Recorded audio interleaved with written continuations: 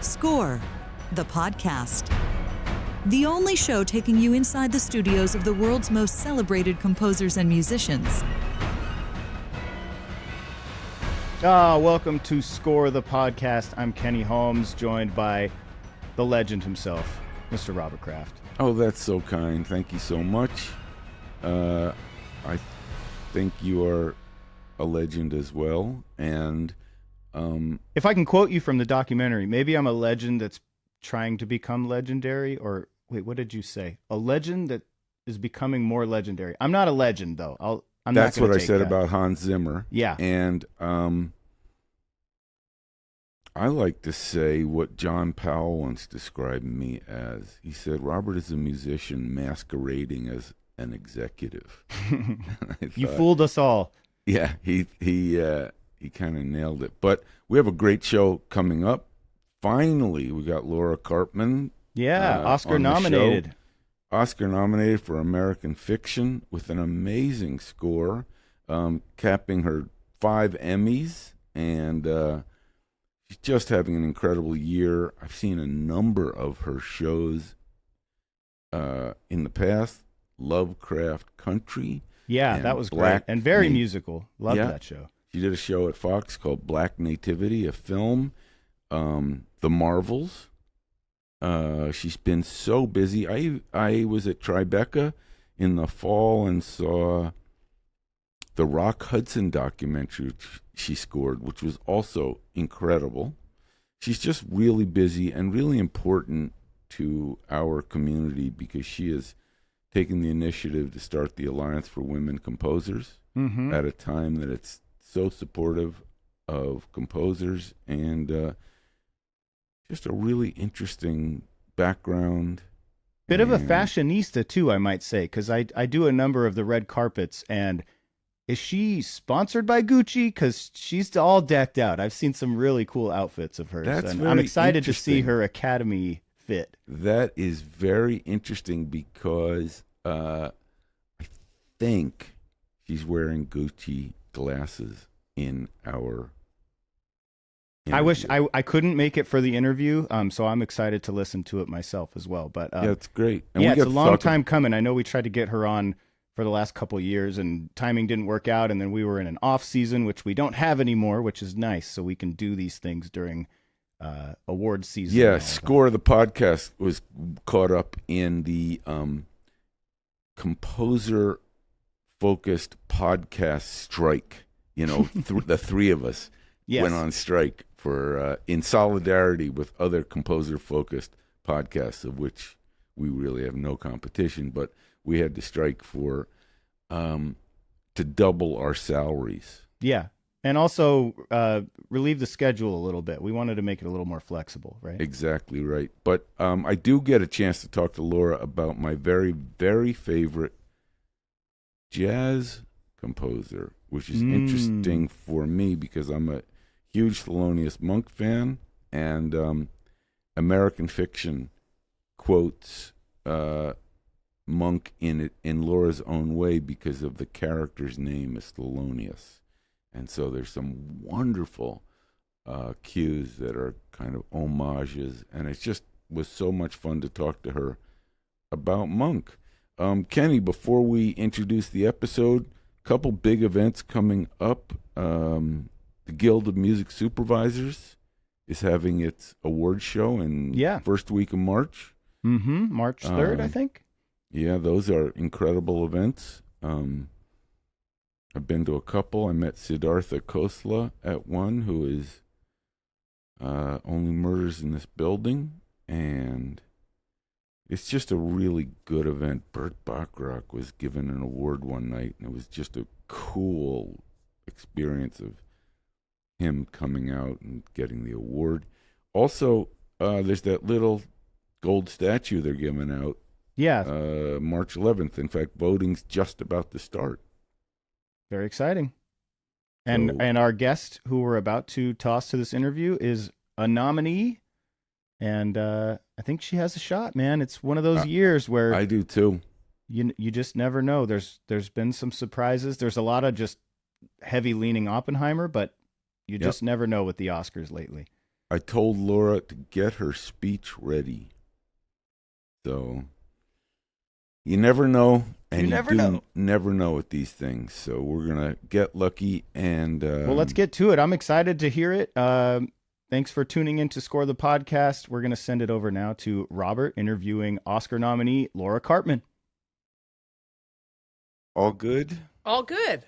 We go. I'm happy to have as our guest my friend for many years in many circumstances, Laura Karpman, who has been my governor of the music branch, my teacher in some ways. Well, when I was at Berkeley, Valencia, you were the teacher of the film music track, kind of accidentally on purpose, because I think you were an emergency fix to a problem. Is that correct? You were my colleague. Yes, I didn't teach you. I always think of you as my teacher. Oh, well, I don't know about that. We were colleagues for sure.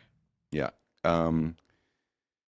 Another episode in our life was that event, which I never really knew how you were kind of the solution to the problem. Did they call you one day and say, can you teach a spring semester at Berkeley starting tomorrow?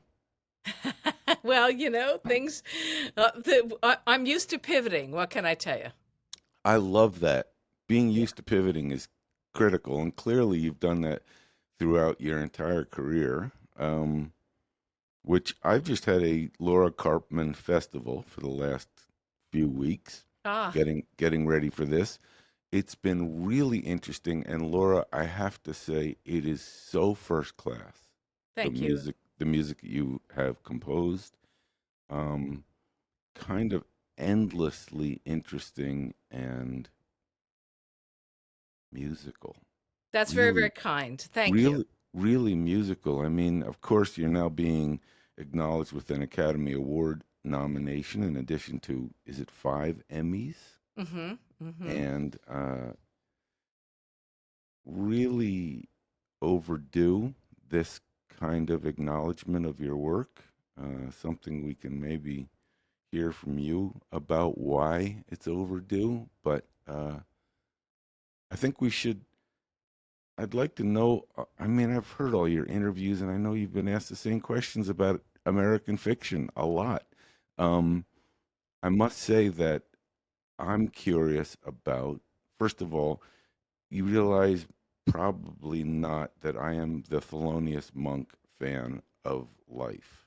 That I did not know. He's changed my life. He changed my life in his death, which was February 17th, 1982. So it's I noticed it this weekend. Tell us how he changed your life. That's interesting. That's very Let's nice. hear from you. Oh, that's very funny. Well, this is going to be brief, but I discovered Monk through an album that somebody in my band brought to a rehearsal and played the vinyl album of Monk Train live at the 5 Spot. I was maybe a sophomore in college, and I was listening to Steely Dan and Rolling Stones and Muddy Waters and had very limited understanding of Monk, and heard that record and heard the song Ruby, My Dear, and was converted completely. I then met Panonica when I went to New York. That's the patroness, the Baroness Panonica von Königswarter, who was Monk's patroness. He lived at her house. Wow, and, that I didn't know.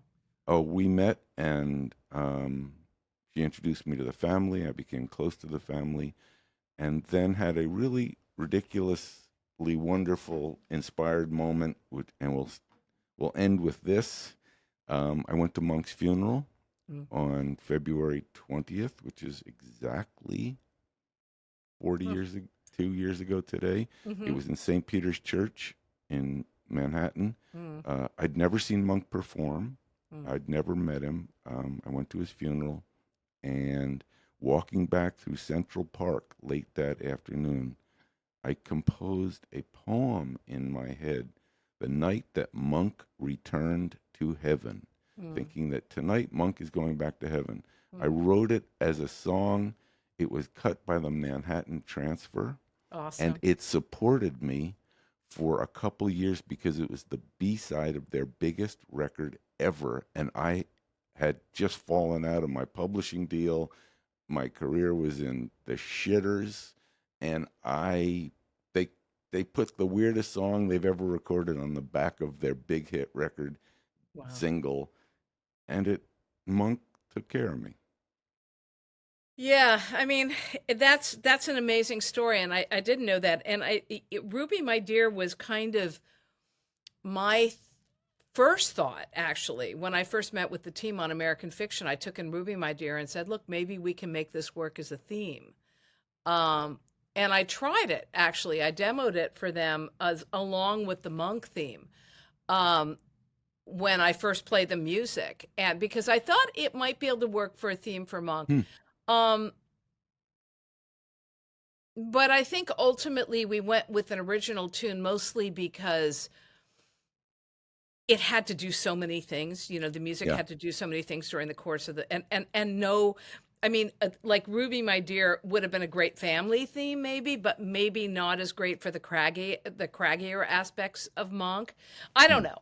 But I thought about that, and as I said, I took it into them. Actually, when I met with them, I brought in the real book and I opened it up to Ruby, My Dear, and I sang it for them, and I said, you know, this might be something that we can play with. So it's I love Monk too, and he's so complicated and simple simultaneously, which is what's so kind of crazy about his compositions and piano playing. And for me, also Monk, like the right hand and the left hand are really different. Like the way he plays his left hand and the way he plays his right hand, it's almost like two pianists.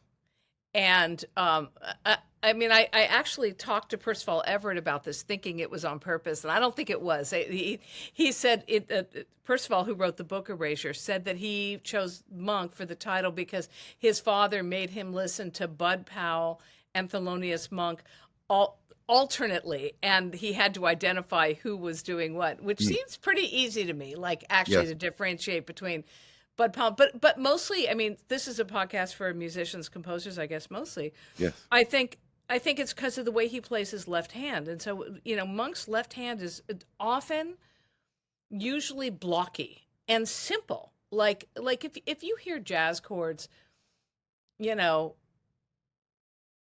like here, I'll just get up. I'm gonna walk over. Fabulous.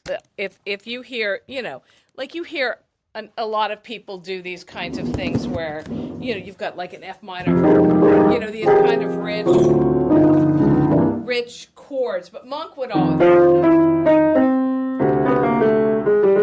and then like a really that active, was Monk-esque, right? So he would have a super active right hand that was almost like out of like an Art Tatum tradition, or the, you know, even if you listen to Oscar Peterson, I mean, it's like he makes more mistakes than Peterson, but it's active, right? It's super active. But that left hand is super stable on seventh chords, or like open sevenths without even filling in the chord. So, anyway, that's a long explanation, but basically the Monk theme that I wrote has that, you know, the da do do dee dee with those kind of open sevenths like Monk would do, and that goes to another place, so it can become a love theme and become all the things that it needs to do for the movie. But I thought a lot about Monk, and it's funny because when I was studying piano, I said to my piano teacher, I think Monk plays super clean, and she said, no, I don't see it that she heard it as dirty in a way, you know, because of the mistakes. But there's a clarity to his musical thought, I think, which is really, really amazing and very influential on me and so many other people too. You realize, I mean, I'm listening to every syllable because maybe my favorite topic in life, everything you just said, makes me think his left hand is, you know, James P. Johnson's stride was a huge thing, and his right hand I don't know. It's a topic maybe for another day. I may be in the cult of there are no mistakes in any Thelonious Monk. No, I agree. And Um, the thing about jazz, I'll tell you a funny story. The other night, we played the family theme for the ACLU I 100-year saw that. centennial. Yep. So, I haven't played piano in public for a really long time. I mean, it's one thing to record, right? You can do it over, you can do 2 bars at a time, you can do whatever. But playing in public, is a big deal. And we've done a couple of performances of this thing. We would do the family theme, and then literally I would get up from the piano and let somebody come in who's got better fingers to do the bossa nova, which comes into in the movie, and we can talk about that later. But the other night, I decided I would play the whole thing, and I pushed myself, and I was out there with Elena Penderhughes, who's this The flautist? yes, and she's 28 years old. She's a genius musician. We're training her here to be a film composer. She will take the world by storm. She's trying, she says, I got to go for 24 hours. And I said, where are you going? She said, I just got to play with Herbie in Paris. I'll be back, though, on Monday. It's like, Elena, you don't have to, fly to Europe for 24 hours. It's all good. But anyway, so I played with her and this wonderful young bass player, Jermaine Hill, who's 23 years old, just, amazing, also touring. And it was just, before we got on, I was nervous, and I said, if I screw up, we'll just make it work, right? And Elena said, that's what Herbie says. He said, there are no wrong notes. You just, you lean into it if you screw up. So we did I okay. love that. Well, first of all, jazz is wrong and strong. Mm-hmm. There's that great Herbie Hancock YouTube video, which has been sent to me a dozen times, of him on maybe his first gig with Miles. He played something completely incorrect and That's the famous story. right, and yeah. Miles yeah. goes with it. Yeah. But I was just thinking that the Monk thing, it's that I'm as fascinated by whether it was a mistake or not, and it might have been, it's the clunkiness of allowing any of us listening and playing to say, I never thought that color was either permitted, was correct, and it's really interesting hearing your score, particularly the cue. Is it Monk is with Patrice? Yeah. Where you might have come. I'm really sensitive to anybody playing kind of Monk, Mm-hmm. and that particular cue is as close to Monk-esque.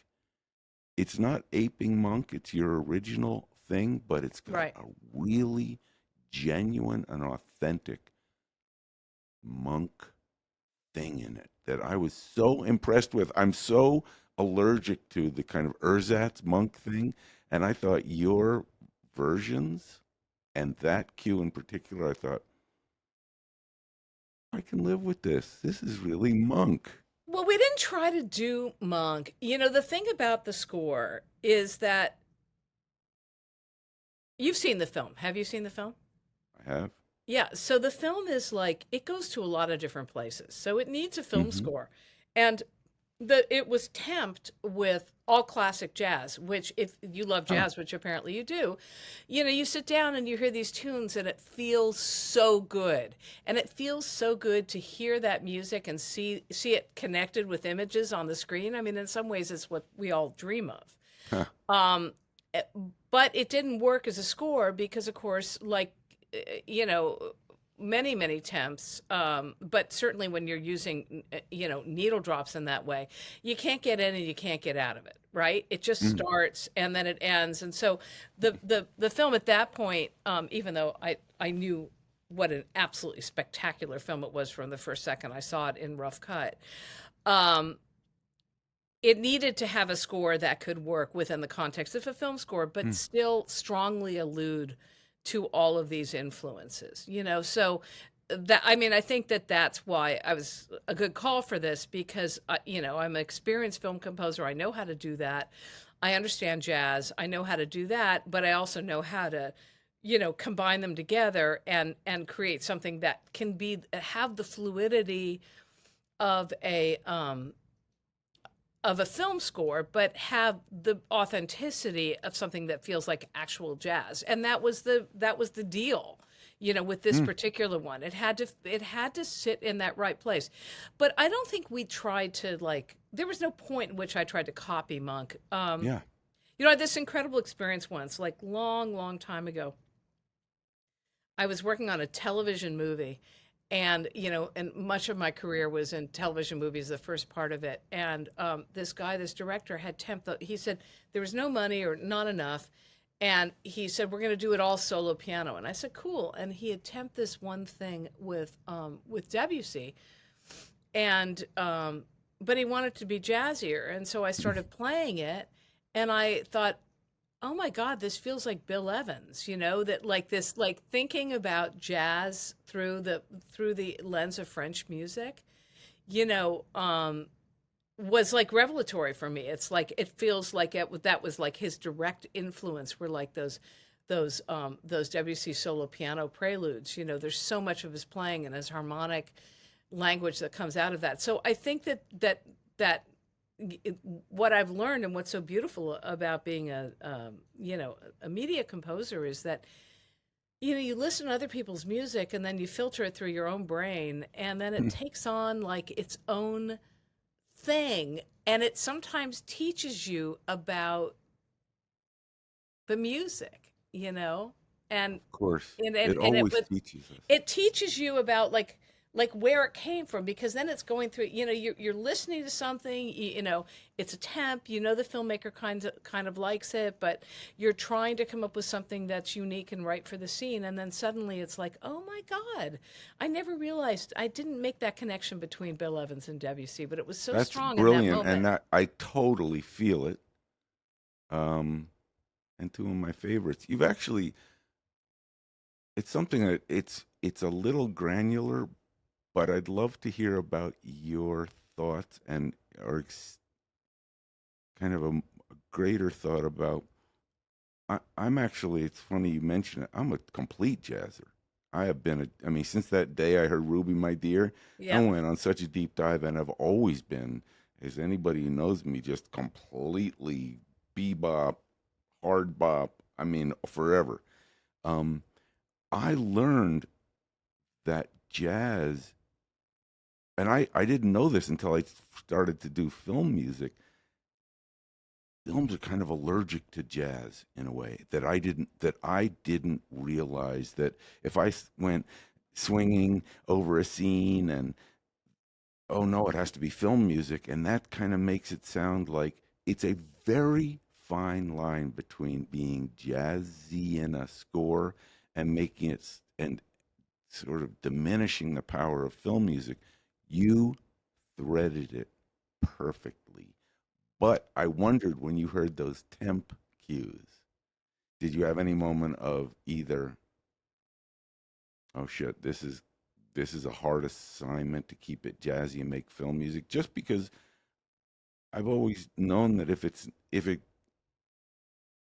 an inch is a mile in making it jazzy film music. It can make it too upbeat, too funny, too kind of cheap. And in your process, did you ever find out you were too jazzy, too filmic? How did you find that middle ground? Well, I mean, of course, there's a massively rich legacy of jazz and film music. I mean, Henry Mancini, That's Andre that. Previn, Michel Yep. Legrand, Quincy. Quincy. I mean,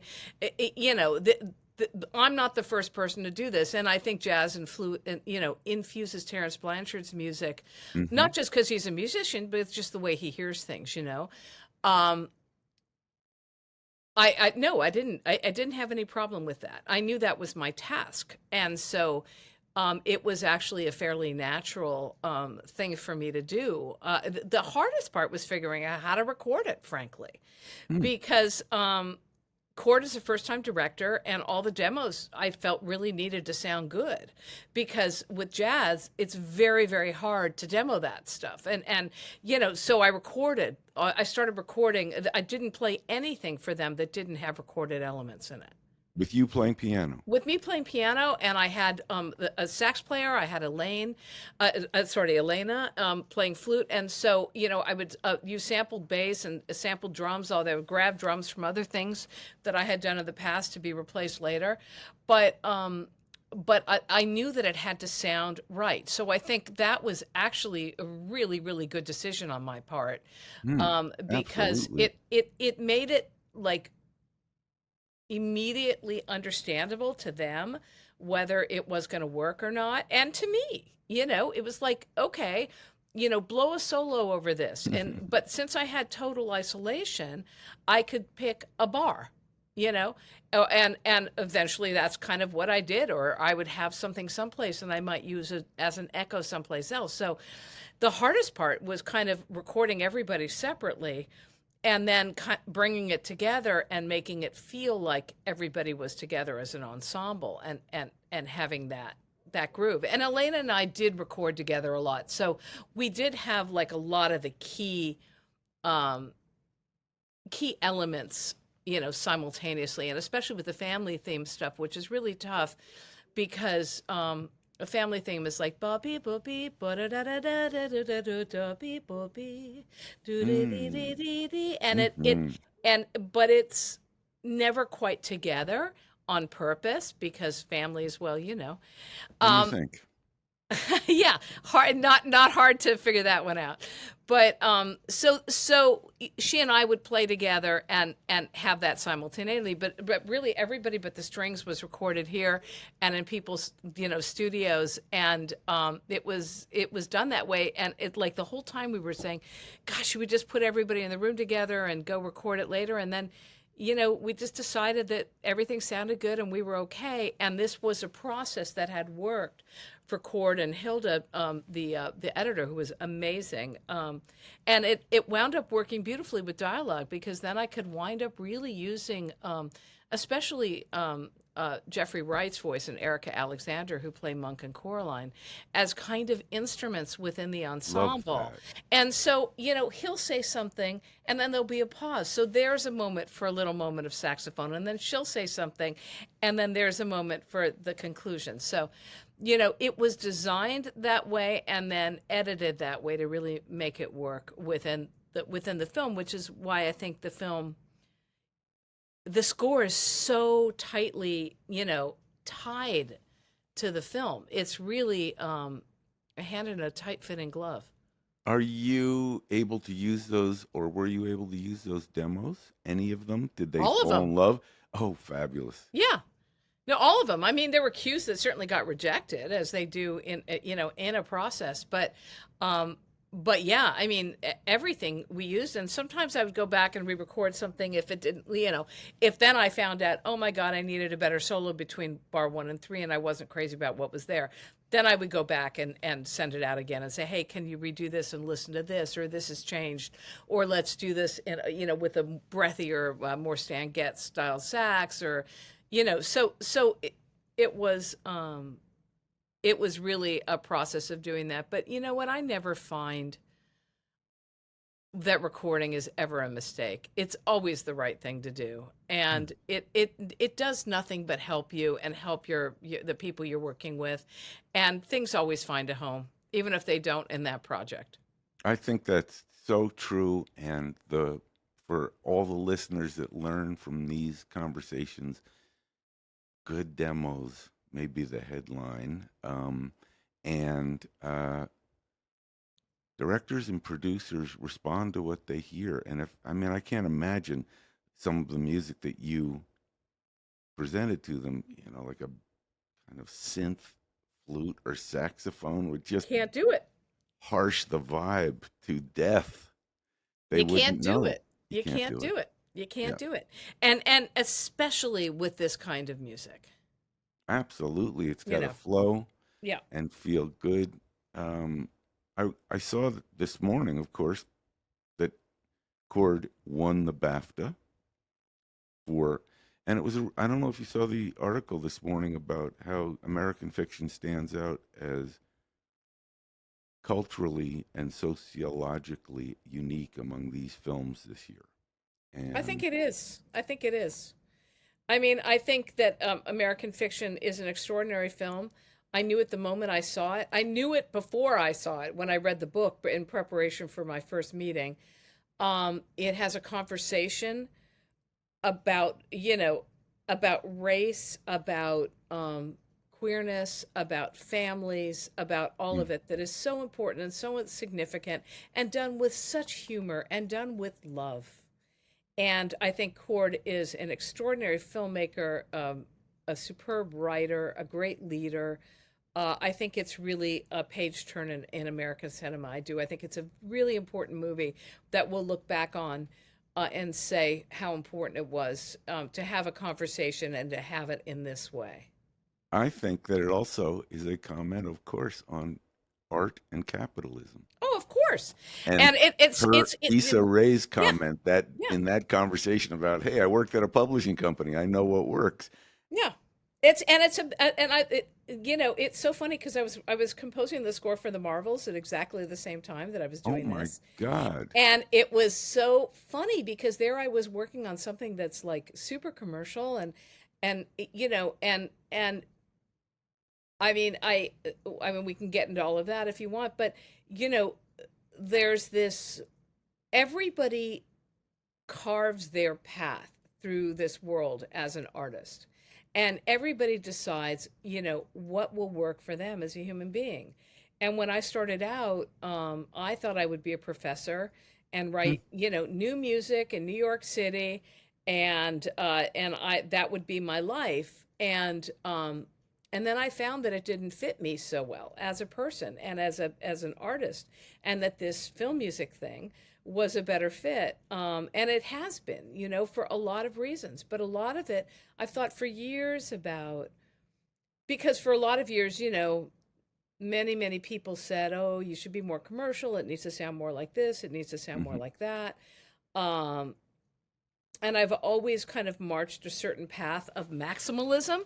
I've never been like a simple composer. It's never been like one note at a time. Um, Except when it has been, Hmm. and I've thought a lot about these questions that Monk struggles with as an artist, and I think he does struggle with them. Hmm. I think he wouldn't have written the book if he hadn't struggled with it. I don't know. We all feel different. I've talked to Jeffrey about it. I've talked to Cord about it. We've had many discussions about it. But for those of you who are composers, you want to know the funniest thing? The award that he wins at the end looks exactly like a BMI award. Like he Oh no. holds the thing Yes. up, and Yep. when we were in my studio, it was like, Cord, look, there's Hmm. the thing. But we talked a lot about whether he really wanted that award, which is, perfect for award season. I mean, here we are, we're all, out there, we're campaigning, we really want to win this thing. Hmm. And what does it mean? What does it all mean? What does an award mean? And I think actually just rolling it back a minute, I'd like to hear about that pivot, using your operative word, in New York City that made you think, because there's a lot of similarity here. There was a moment for me in New York as well, and LA very shockingly beckoned. But you were from Los Angeles. But was there a moment in New York where film music occurred to you, where being a professor thought and being in that world was not maybe the way? What was the pivot? Well, I grew up out here, but I ran screaming. And I went to boarding school on the East Coast and Which one? to Phillips Andover. And then I thought, this is where I want to be. This is the best place on earth, which it in many ways is, and I wanted to live my life there. And I had finished my doctorate, and I was assisting Milton Babbitt, who is my teacher. Come on, in Princeton? No, in New York at Juilliard. So I was assistant at Juilliard, and then I had 5 freelance jobs, which everybody did in New York. Everybody still does. I was assisting a pianist. I was like her personal assistant, and I edited 8th grade music textbooks at Holt, Reinhardt, and Winston, and I taught for Lincoln Center Institute, which was you would go out into public schools, and I did my commissions, I did everything, and I would play jazz a little bit here and there, and basically one day Milton Babbitt called me on the phone and he said, I have an opportunity for you, which I thought he was going to recommend me for a teaching job, which is what, he would do for his students. And at that point, the Sundance Institute was by invitation only, and David Newman was running it. So he said, I want to recommend you to Sundance Institute. And I went out there, and I was like the New York new music person. And I was there, as I said, David was running it. Shirley Walker was there, but Shirley was there as Don's wife, not as a teacher.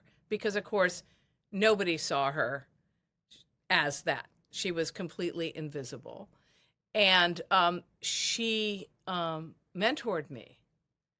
And fabulous. And I wrote like really weird ass music for the movies that we were doing, like 12-tone, like, Of course. And it was an actually interesting conversation where, do you remember Stan Melander? He was my agent. Okay. So we my were at very first agent. Mine too. And we were at Sundance, and there were all these questions, and everybody. I was there with I don't know how many other, maybe 8 guys or something, and I was very, very used to being the only woman in the room. I was the only woman in composition at Juilliard. I was the only woman there.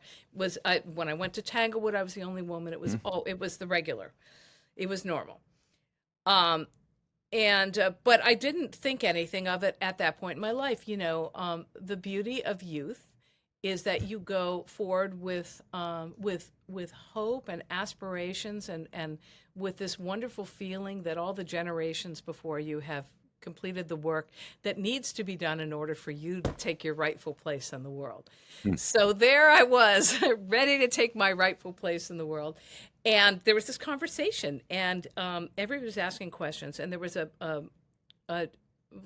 gendered nature to the dialogue. And again, I didn't think of myself as a feminist.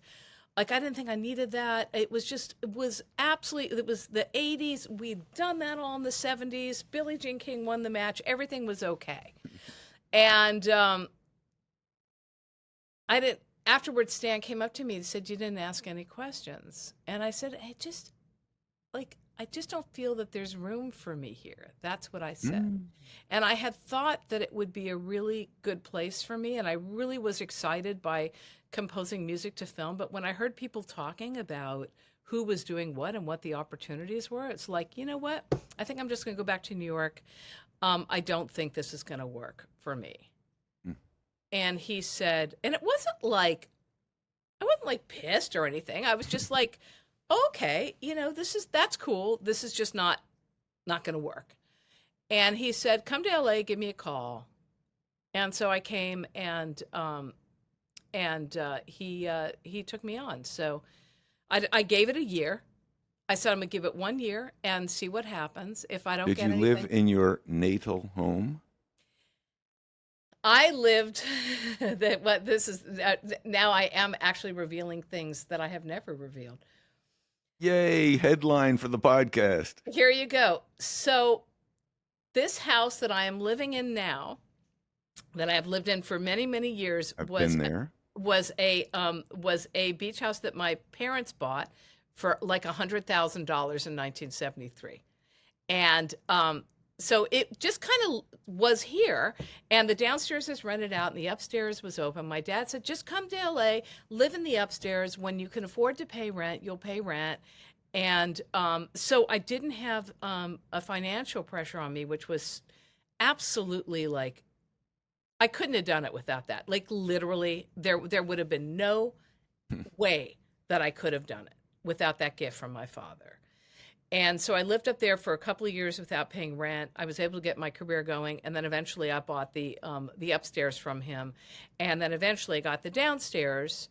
I don't think you've been here since we redid the downstairs. I don't know, but the entire downstairs where I'm sitting now is now a recording studio, and Oh, no. Nora Benny and I live upstairs, so it's like a two mom shop, with like the living above the grocery store, and that's what it is. But yeah, so I did come back and lived here, which it was not unpleasant at all because it's right on the ocean, and I've lived here for all those years. The big question is, did Stan Melander get you a gig? No, but they were there to do the work that needed to be done when I got the gigs, which is, of course, what agents do, Yep. Um, That's and I perfect. think, yeah, and I had the same experience with Stan. I actually was offered a gig, but he was there, and yeah, I said, "What do I tell him?" yeah, yeah. And so I think, people have this real misunderstanding that agents get you work, and they rarely, really do. It's hard to do that. You have to build your own relationships, and then, of course, what's nice and when it works well is if you're going out for something, and you have a nice relationship with somebody, but maybe you don't have a relationship with the studio or with the producers, and the agents happen to know those people. Then you can go at something from two angles, and Yes. that helps to make things happen. That's just great.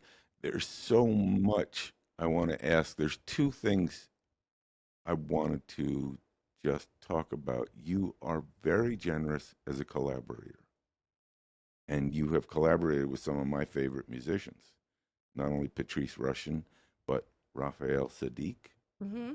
Tony, Yep. and I know for the Carnegie Hall event, you had the Roots and I did. Nana Freelon, and And Jesse Norman. do they?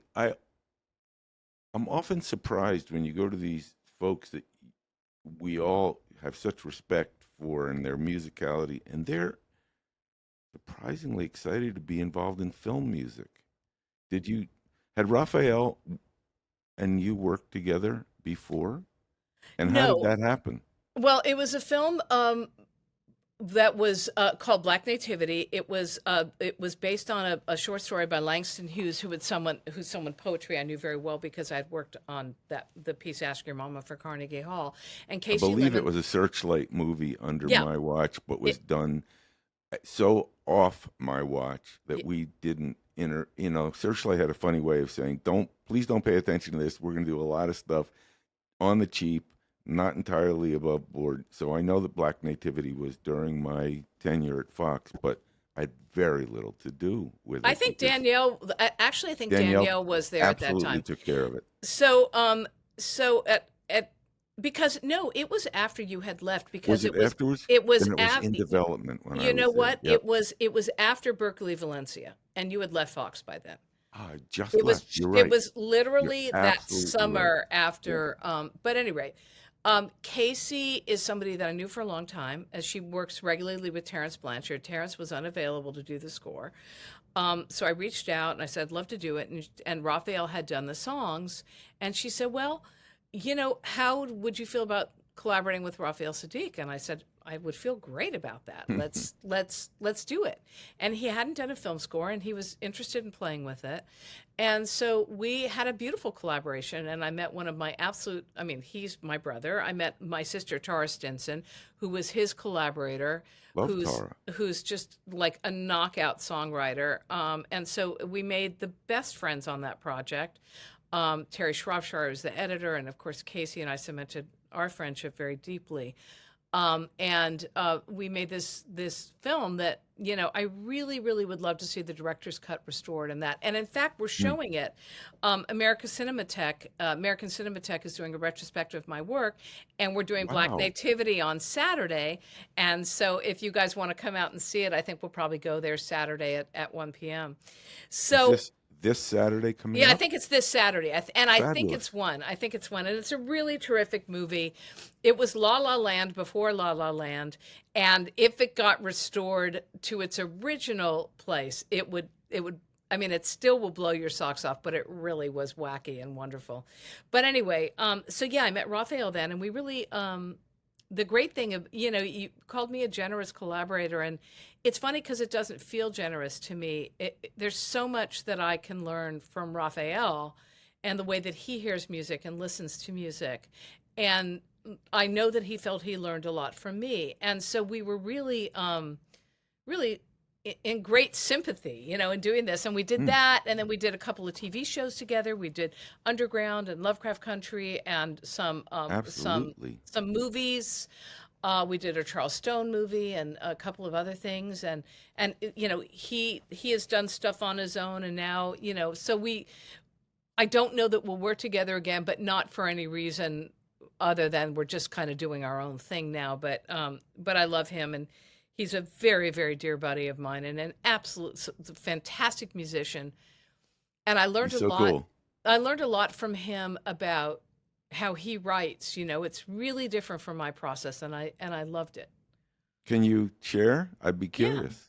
He sits down and he picks up an instrument, and the instrument itself speaks to him. So he would leave some stuff here, and then I would pick some stuff up every once in a while, like just because I thought he might find it fun. And then he'll sit down at the piano, and it feels different from his piano, and he would just start to play, and it's like, press record, and let's see what we can grab. But also, in this idea about like things not being perfect, I think a lot of what Raphael does is he'll play and play and play, and then he'll grab a loop. So he'll grab a loop out of 2 bars that feel good to him, or 4 bars that feel good to him. And so that comes out of culling through a tremendous amount of material. And I don't know, I just found it really interesting. Yeah, it's so great. And it's funny, the perfection thing is interesting because in a Zen calligrapher's world, if you and your intention is pure or authentic or accurate, whatever, even if there's a brushstroke that might be, an error, if your intention and your motivation is focused, that's the way it's supposed to be. Before we wrap up, Laura, I think we need to acknowledge, there's a lot of the cues that you've written that I've been listening to, which I made notes on. It's like, I wish I'd written this. Heart and Vision from Scratch was a real favorite. And From Scratch. Oh, yeah, yep. yeah. I just love it. And Atticus Returns from Lovecraft County. These are kind of amazing compositions. Thank you very much. Really loved it. Listen to Darben's theme from the Marvels. If you want to hear how you sneak jazz in to a film score without anybody knowing it's jazz, listen to that cue. Okay. Note taken. Your Alliance for Women Film Composers is an important, a really essential part of the development of our industry and our community. What is coming up that we should look for? Any initiatives, any events that you'd like to share? Yeah, from the Alliance standpoint, I don't really know. I'm serving on the board, but really more in an advisory capacity. There's a new generation of women who are taking it over. Thanks to you. But I can tell you that I did a women's panel at Santa Barbara, where I announced that it's time to end incrementalism, and I want to see 50-50 by 2030. Why do we have to wait that long? Because I think it has taken us 10 years to get from 2% of the top 250 box office films to 14% last year, which is our biggest year. And I'd like not to wait that long, but I want it done by 2030. We need to be at gender parity by 2030. It's enough, and let's do it. Gender parity and racial parity and all composers. I love that. Just composers. That's all that we are, not composers with an adjective before. And I think we're both. I think I our love that. identity. I think our identity defines. It defines who we are as human beings and as people. I don't think it's something to run away from, but I think that it does not have to be genre defined. In other words, our identity does not necessarily translate into musical genre. I think that's the distinction that's important. That is just perfectly said, and reminds me of in a perfect full circle. I was in a Berkeley Valencia class, and the assignment had been write an action cue 10 years ago. And there was one cue, then they played them all back to me. And there was one cue just blew my mind. I thought, is Alan Silvestri in the room? It was so professional. It was so full on action music at a first class. And I thought, wow, who is this? And Amy Doherty raises her hand from the back of the room. And I thought, this is a career that goes all the way. I just hope for you that when you get to Hollywood, you are accepted as a composer, full stop. And she has been. And she has a baby now and she has a baby with Jordan, one of the other students, which is so sweet. Another student of mine. Yeah, he was there too. Yeah, so I'm proud of both of them, and I'm glad. Yeah, I'm she glad was they've done your well. student that year. Yeah, she was. No, she wasn't my private student. But she was. She was my student to an extent, as they all were. But I had her in class, and I'm thrilled for her. I'm thrilled for Carla Petula, who was there too, who just won a Grammy for her work. It was a really great class of really interesting musicians, and Ganavia Doratswamy, who has been a huge collaborator of mine and helped me create the sound for Ms. Marvel. She was also from Berkeley, Valencia, and she's someone I follow closely. Who's just this incredible singer, composer, artist, and it was a neat group of people that very first year that I was there, and I was glad to have done it, glad to have been there.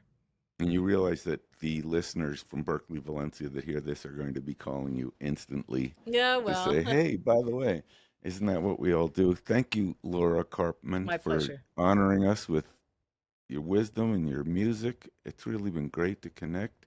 And in closing, I just hope that you have your speech ready. Do you have, thank who you're going to thank, and keeping it brief, but I don't know. On point before they hit the playoff music. Who knows what's going to happen? But thank you for that wish, and I, listen, all the other nominees are so excellent. We were just talking about it this morning. I'm just thrilled to be nominated. It's beyond my wildest dreams. Seriously, and but yes, I do want to go for it. I'd love to win. This is your first Oscar nomination of many. Yes. No, well, thanks. Thank you so much. Thanks, Robert. We'll talk soon. We will, I hope.